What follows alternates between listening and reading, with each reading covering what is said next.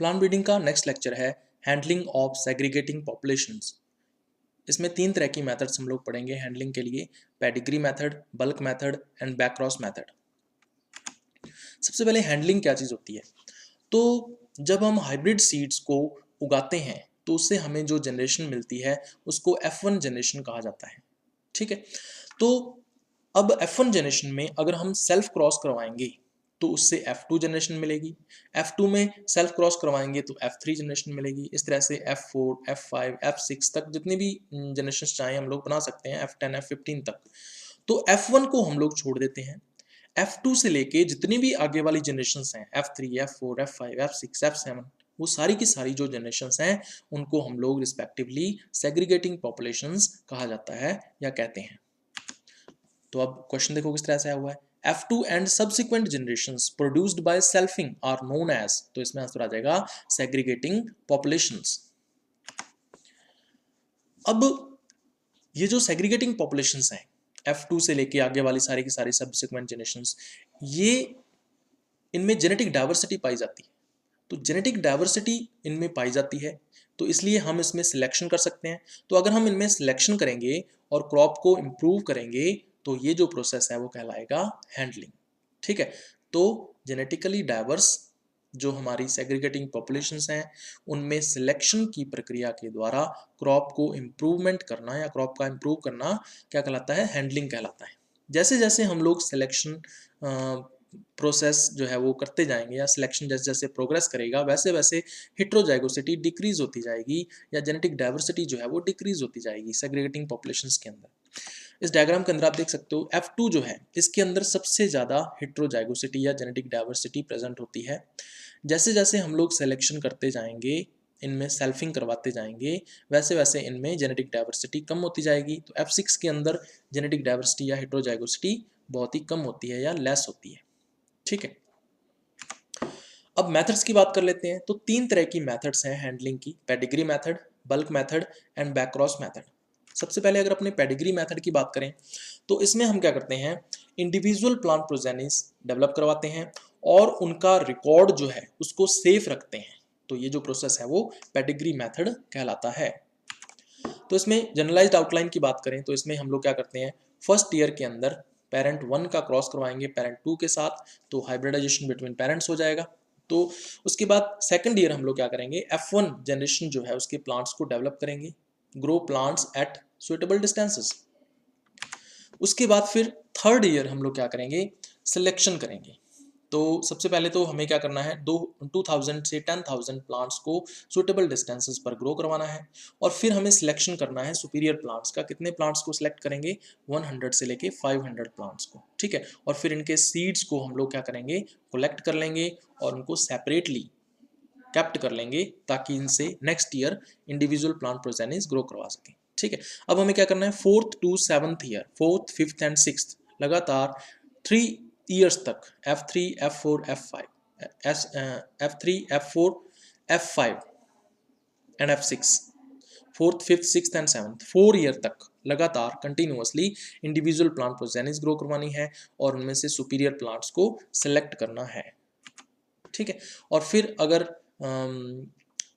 जो कल्टीवर है वो बढ़िया क्वालिटी का होता है तो फिर हम क्या करते हैं, 8th ईयर यानी कि F7 जनरेशन पर जाके हम लोग क्या करते हैं, इनिशियल यील्ड ट्रायल परफॉर्म करते हैं। अगर इसमें ये पास आउट हो जाता है तो लगातार 3 वर्षों तक 9th to 11th ईयर तक F8, F9, F10 तक हम लोग कोऑर्डिनेटर यील्ड ट्रायल्स परफॉर्म करते हैं। अगर ये इस टेस्ट में पास आउट हो जाती है तो फिर हम F11 के अंदर यानी 12th ईयर इसका सीड का मल्टीप्लिकेशन करते हैं और फिर इन सीड्स का डिस्ट्रीब्यूशन कर देते हैं फार्मर्स को मार्केट में सीड को भेजकर। तो ये जनरलाइज्ड आउटलाइन हो जाएगी पेडिग्री मेथड की। अब इस पे क्वेश्चन देखो किस तरह से आया हुआ है, explain pure line and pedigree method of breeding in self pollinated crops. 15 marks में क्वेश्चन ये आया हुआ है। प्योर लाइन हमने पहले लास्ट लेक्चर में की हुई है और पेडिग्री मेथड जो है वो इस लेक्चर में मैंने डिस्क्राइब कर दिया। तो ये जनरलाइज्ड आउटलाइन आपको बना देनी है। उसके बाद ट्रू फॉल्स में क्वेश्चन है, देखो selection starts from F2 in pedigree method. Pedigree method में जो सिलेक्शन है वो F2 से स्टार्ट होता है। तो बिल्कुल इसके अंदर देख सकते हो आप F2 से हमने सिलेक्ट किए थे 100 से लेके 500 सुपीरियर प्लांट्स। तो बिल्कुल सही बात है, पेडिग्री मेथड के अंदर जो सिलेक्शन है वो F2 से स्टार्ट होता है, तो यहाँ पे आंसर आ जाएगा ट्रू। उसके बाद देखो पेडिग्री मेथड ऑफ ब्रीडिंग जो है वो 4 नंबर में क्वेश्चन आया हुआ है, तो इसको डिस्क्राइब कर देना है आपको। नेक्स्ट देखो pedigree method start selection from F4 generation, फॉल्स आ जाएगा। जो सिलेक्शन है वो F2 से स्टार्ट होता है पेडिग्री मेथड के अंदर, तो इसमें आंसर आ जाएगा फॉल्स। नेक्स्ट देखो advantages and disadvantages of pedigree method, तो ये आपको डिस्क्राइब कर देना है। पेडिग्री मेथड पे 2 नंबर का क्वेश्चन आया हुआ है, तो ये आपको डिस्क्राइब कर देना है, डेफिनेशन इसकी पूछी हुई है। फिर 15 मार्क्स में क्वेश्चन है what is pedigree method of breeding, right the procedure and limitations of this method, तो इसमें जनरलाइज्ड आउटलाइन बना देनी है, इसकी डेफिनेशन दे देनी है। नेक्स्ट डिफाइन प्लांट ब्रीडिंग की डेफिनेशन देनी है, जो कि फर्स्ट लेक्चर में मैंने बताई थी आपको। Right 5 objectives of plant breeding, तो ये भी मैंने आपको फर्स्ट लेक्चर के अंदर बताया था 5 objectives. Describe the pedigree method of breeding for variety development, तो इसमें जनरलाइज्ड आउटलाइन पेडिग्री मेथड की आपको डिस्क्राइब कर देनी है। नेक्स्ट शटल ब्रीडिंग क्या चीज़ होती है, तो इसमें हम क्या करते हैं, जब सेग्रीगेटिंग पॉपुलेशंस को अल्टरनेटिवली 2 अलग अलग प्लॉट्स में उगाते हैं तो इसको हम लोग बोलते हैं शटल ब्रीडिंग। तो आप देख सकते हो सबसे पहले F2 जनरेशन जो है इसको एरिया A में उगाते हैं, F3 जो है इसको एरिया B में, फिर F4 को A में, F5 को B में, F6 को A में, F7 को B में। इस तरह से अल्टरनेटिवली 2 अलग अलग प्लॉट्स को जब हम यूज़ करते हैं, अल्टरनेटिवली 2 डिफरेंट प्लेसेस को यूज़ करते हैं सेग्रीगेटिंग पॉपुलेशंस को उगाने के लिए, ग्रो करवाने के लिए, तो उसको हम लोग शटल ब्रीडिंग कहते हैं। उसके बाद आती है बल्क मेथड। तो बल्क मेथड की बात करें तो इसमें हम क्या करते हैं, जो सेग्रीगेटिंग पॉपुलेशंस हैं उनको एक कमर्शियल क्रॉप की तरह ग्रो करवाते हैं, जिस तरह से फार्मर्स ग्रो करवाते हैं बिल्कुल वैसे ही ग्रो करवाना है। और सभी प्लांट्स के, ऑल द प्लांट्स के सीड्स को हम लोग कलेक्ट कर लेते हैं एक मास की फॉर्म में, तो उसको हम लोग बोल देते हैं बल्क मेथड। बल्क मेथड को सबसे पहले यूज़ किया था नेल्सन एहले ने 1908 में। इस पर क्वेश्चन पूछा जा सकता है, इंपॉर्टेंट है। तो जनरलाइज्ड आउटलाइन की अगर अपने इसमें बात करें तो आप देख सकते हो फर्स्ट ईयर हमें क्या करेंगे, दोनों पेरेंट्स के बीच में हाइब्रिडाइजेशन करवाएंगे, P1 का क्रॉस P2 से करवाएंगे। सेकंड ईयर हम F1 जनरेशन जो है उसके प्लांट्स को ग्रो करवाएंगे, grow plants eight suitable distances. और फिर हम क्या करेंगे, ऑल द प्लांट्स, जितने सभी प्लांट्स जो है उनके सीड्स को एज ए बल्क हम लोग कलेक्ट कर लेंगे। फिर हमें क्या करना है, 3rd to 6th year, 3rd, 4th, 5th and 6th, यानी कि लगातार 4 वर्षों तक, F2 से F5, F2, F3, F4, F5, 4 वर्षों तक, 4 ईयर्स तक लगातार grow plants as commercial crop, जैसे किसान उगाते हैं, फार्मर्स उगाते हैं, वैसे ही कमर्शियल क्रॉप की तरह इनको ग्रो करवाते हैं।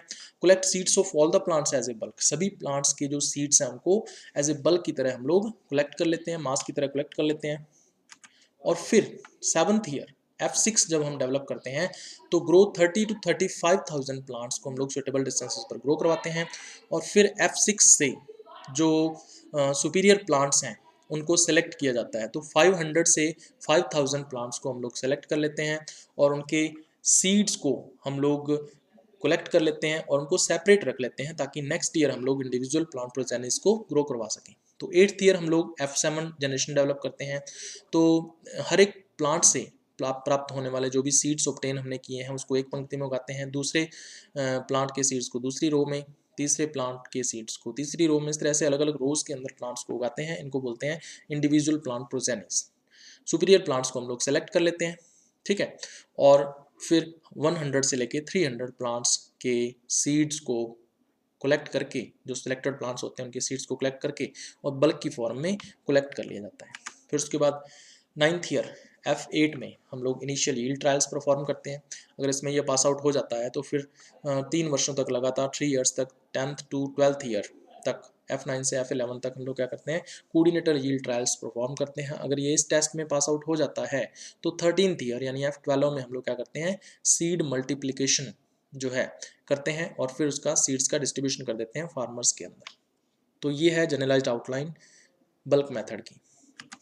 अब इस पे क्वेश्चन देखो किस तरह से आया हुआ है। बल्क मेथड पे 2 नंबर की डेफिनेशन पूछी हुई है, तो डेफिनेशन आपको दे देनी है। नेक्स्ट देखो, in bulk method individual plants are selected from, जो इंडिविजुअल प्लांट्स है वो हम कौन सी जनरेशन से सिलेक्ट करते हैं, तो सिलेक्शन जो है बल्क मेथड में F6 जनरेशन से स्टार्ट होता है, तो इसमें आंसर आ जाएगा F6।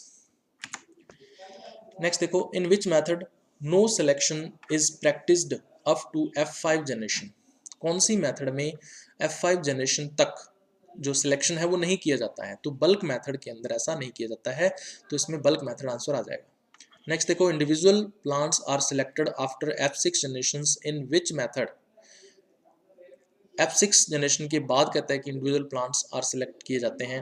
F6 जनरेशन किस में किया जाता है, तो ऐसा बल्क मेथड के अंदर किया जाता है। तो आंसर इसमें आ जाएगा फोर्थ, बल्क मेथड।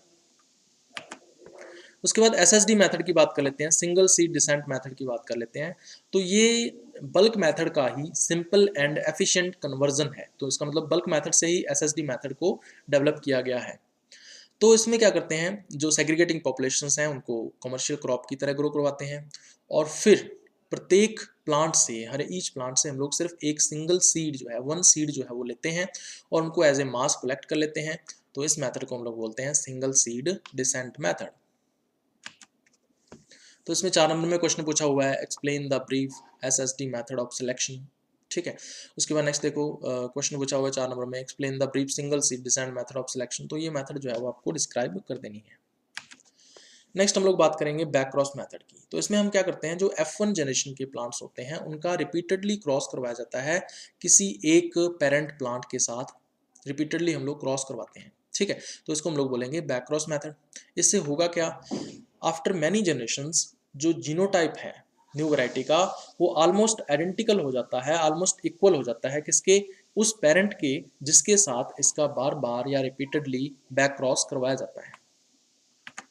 अब देखो क्वेश्चन किस तरह से आया हुआ है, ए क्रॉस बिटवीन F1 यानी कि hybrid and one of its parent is known as back cross. तो आंसर आ जाएगा ट्रू, इसको बैक क्रॉस बोलते हैं। नेक्स्ट रिकरेंट पेरेंट और रेसिपिएंट पेरेंट की बात करें तो ऐसा कौन सा पेरेंट होता है, the parent which is crossed with F1 generation plant repeatedly, जिसका क्रॉस F1 जनरेशन यानी F1 हाइब्रिड के साथ बार बार जिस पेरेंट का क्रॉस करवाते हैं उसको रिकरेंट पेरेंट बोलते हैं।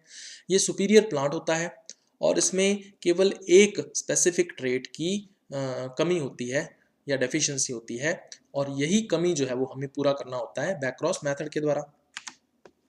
तो crossing of F1 progeny, question देखो, crossing of F1 progeny with recurrent parent is called, तो इसको हम लोग बोलेंगे बैक क्रॉस। तो आंसर इसमें आ जाएगा third. Next non recurrent parent और डोनर पेरेंट कौन सा होता है, तो अदर पेरेंट जो है उसको नॉन रिकरेंट बोलते हैं, जिसके साथ बार बार या रिपीटेडली क्रॉस नहीं करवाया जाता है। इट कैन बी सुपीरियर और इन्फीरियर, या सुपीरियर भी हो सकता है इन्फीरियर भी हो सकता है। और ऐसा ट्रेट जिसमें रेसिपिएंट पेरेंट के अंदर जिसकी कमी होती है ना, जिसकी रेसिपिएंट पेरेंट में कमी होती है, वो ट्रेट इस पेरेंट के अंदर हायर प्रोपोर्शन के अंदर पाया जाता है। ठीक है, ये चीज ध्यान में रखनी है। अब क्वेश्चन देखो, in the dash dash dash method non recurrent parent is used only once. तो इन बैक क्रॉस मेथड जो नॉन रिकरेंट पेरेंट है वो वन टाइम यूज किया जाता है। उसके बाद जनरलाइज आउटलाइन की बात करते हैं। फर्स्ट ईयर हम लोग क्या करते हैं, जो पेरेंट्स होते हैं P1 एंड P2 इनके बीच में हाइब्रिडाइजेशन करवाते हैं। P1 को नॉन रिकरेंट पेरेंट की तरह यूज करेंगे, P2 को रिकरेंट पेरेंट की तरह यूज करेंगे। तो इससे सेकंड ईयर हम लोग क्या करते हैं, F1 जनरेशन डेवलप कर लेते हैं। तो F1 हाइब्रिड्स जो है इनका फिर क्रॉस करवाना है बार बार रिपीटेडली किसके साथ, P2 के साथ यानी रिकरेंट पेरेंट के साथ। तो back cross with recurrent parent, तो उससे क्या होगा, थर्ड ईयर BC1 डेवलप होगी, इसका क्रॉस करवाएंगे फिर से P2 के साथ। तो इसके साथ साथ थर्ड ईयर रस्ट टेस्ट जो है वो भी परफॉर्म किया जाता है, और इसके साथ साथ बैक क्रॉस करवाना है रिकरेंट पेरेंट के साथ। फिर फोर्थ से सेवन्थ ईयर तक BC2 से BC5 तक लगातार हमें क्या करना है, बैक क्रॉस करवाना है रिकरेंट पेरेंट यानी कि P2 पेरेंट के साथ। और फिर जब हम 8th ईयर में आते हैं तो BC6 डेवलप हो जाती है, परफॉर्म रस्ट टेस्ट परफॉर्म करते हैं और allow selfing and resistant plant, जो रेजिस्टेंट प्लांट्स होते हैं उनके बीच में सेल्फिंग जो है वो अलाउ कर देते हैं। उसके बाद 9th ईयर हम लोग क्या करते हैं, BC6F2 इंडिविजुअल प्लांट प्रोजेनिस को ग्रो करवाते हैं। ठीक है, और फिर से अलाउ सेल्फिंग इन रेजिस्टेंट प्लांट्स होते हैं उनमें सेल्फिंग करवाते हैं, और कलेक्ट सीड सेपरेटली सीड्स को कलेक्ट कर लेते हैं ताकि इंडिविजुअल प्लांट प्रोजेनिस ग्रो करवाई जा सके। तो 10th ईयर BC6F3 में हम क्या करते हैं, इंडिविजुअल प्लांट प्रोजेनिस ग्रो करवाते हैं, और जो रेजिस्टेंट एंड सुपीरियर प्लांट्स होते हैं उनको सिलेक्ट कर लिया जाता है। उसके बाद collect seeds of selected plants and mix them, जो सिलेक्टेड प्लांट्स होते हैं उनके सीड्स को कलेक्ट करके एक साथ मिक्सअप कर लेते हैं। उसके बाद 11th ईयर BC6F4 में हम लोग रेप्लिकेटेड यील्ड ट्रायल्स जो है वो परफॉर्म करते हैं 1 वर्ष तक, और फिर BC6F5 12th ईयर जो है सीड का मल्टीप्लिकेशन किया जाता है, और फिर इस सीड का डिस्ट्रीब्यूशन कर दिया जाता है फार्मर्स के अंदर। तो ये है भी generalized outline back cross method की। अब इस पे क्वेश्चन देखो किस तरह से आया हुआ है, explain back cross breeding method in detail. 15 marks में क्वेश्चन आया हुआ है, तो ये आपको जनरलाइज्ड आउटलाइन इसकी बना देनी है। Define back cross back cross को परिभाषित करना है, डिफाइन करना है। Describe the procedure of back cross method for the transfer of recessive gene. Recessive gene के ट्रांसफर के लिए बैक क्रॉस मेथड का जो यूज है वो किया जाता है। तो ये जो जनरलाइज्ड आउटलाइन है ये आपको डिस्क्राइब कर देनी है, 15 मार्क्स में क्वेश्चन है। नेक्स्ट है इंपॉर्टेंस ऑफ बैक क्रॉस। जो बैक क्रॉस है उसका इंपॉर्टेंस क्या है? तो इंपॉर्टेंस यही है कि हम लोग वाइल्ड किसी स्पीसीज से अगर हम कोई रेजिस्टेंट जीन जो है वो क्रॉप प्लांट के अंदर ट्रांसफर करना चाहते हैं तो उसके लिए हम लोग बैक क्रॉस मेथड का यूज करते हैं। उसके बाद नेक्स्ट देखो back cross method of breeding, इसके ऊपर 4 नंबर का क्वेश्चन आया हुआ है, तो ये मेथड आपको डिस्क्राइब कर देनी है। नेक्स्ट देखो back cross breeding method for dominant gene जो है, इसमें 4 नंबर का क्वेश्चन जो है वो पूछा हुआ है, तो ये आप मेथड आपको डिस्क्राइब कर देनी है। नेक्स्ट देखो what are the different methods used for improvement of self pollinated crops. तो सेल्फ पॉलिनेटेड क्रॉप्स में कौन कौन सी मेथड यूज की जाती हैं, उनके नाम आपको बता देने हैं। Describe back cross method of breeding along with its merits and demerits. तो मेरिट एंड डीमेरिट्स के साथ बैक क्रॉस मेथड जो है इसका जनरलाइज्ड आउटलाइन आपको डिस्क्राइब कर देना है। नेक्स्ट देखो analyst the methods used for improvement of self pollinated crops. जो सेल्फ पॉलिनेटेड क्रॉप्स हैं उनके इम्प्रूवमेंट के लिए जो मेथड्स हैं बता देनी है आपको।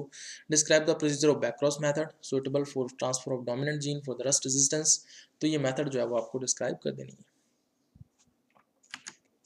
नेक्स्ट देखो एक बड़ा क्वेश्चन दिया हुआ है, ये कहता है कि एक well adapted high yielding wheat variety becomes susceptible for stem rust. Another wheat variety is agronomically undesirable but having gene for stem rust resistance. दो वेराइटीज हैं व्हीट की, एक का कल्टीवेशन किया जाता है, दूसरे का कल्टीवेशन नहीं किया जाता, लेकिन जिसका कल्टीवेशन नहीं किया जाता उसमें स्टेम रस्ट रेजिस्टेंस का जीन है। तो कहता है कि कौन सी मेथड हम लोग यूज़ करेंगे कि रस्ट रेजिस्टेंस जीन जो है वो एग्रोनॉमिकली अनडिजायरेबल जो व्हीट वैरायटी है उससे ट्रांसफ़र हो जाए, किसमें, जो हमारी कल्टिवेटेड व्हीट वैरायटी है उसके अंदर। ठीक है, तो इसके लिए हम लोग बैक क्रॉस मेथड का यूज़ करेंगे, तो बैक क्रॉस मेथड आपको डिस्क्राइब कर देनी है। उसके बाद नेक्स्ट देखो question, which of the following breeding method is the most commonly used method for selection from segregating generations of crosses of self pollinated crops. तो इसके अंदर हम लोग सबसे ज़्यादा यूज़ करते हैं पेडिग्री मेथड का, तो आंसर आ जाएगा इसमें पेडिग्री मेथड।